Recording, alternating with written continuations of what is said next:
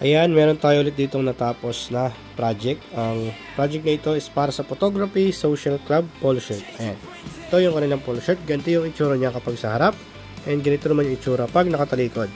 Ito is maliit lang na size na polo shirt. Yung sa may pambabae kasi yung nakatalikod is medyo malaki yung size na yon. And yung mannequin kasi natin is pang for small to medium lang. Siyempre meron yung knitted collar. Ayan. Meron siyang collar and hindi mawawala yung ating top stitch dito sa ibabaw. Yan, meron yan palagi dyan para matibay.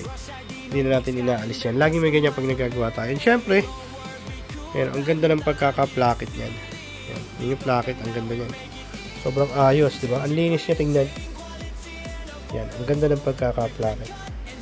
Makikita mo yung kaibahan kasi sa iba na nagagawa ng ganito. Yung placket niya, di ba? Yung iba ang placket, makikita mo, sobrang kipot. Yung iba, sobrang laki. Hindi tugma-tugma. And saktong-sakto yung pagkakagawa. Ang ganda ng pagkaka-placket yan. Placket po yung tawag dito. Pinagkakabitan ng botones. Ayan. Ang ganda ng color combination na napili nila. Yung color niya is black, orange and pink. Ayan, ganyan. Ang ganda. Tapos pinaka-background niya is white. Solid. Ang ganda ng pagkakapili.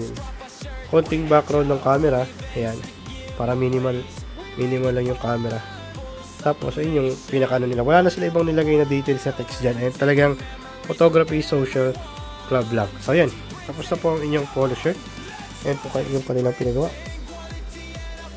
Dami.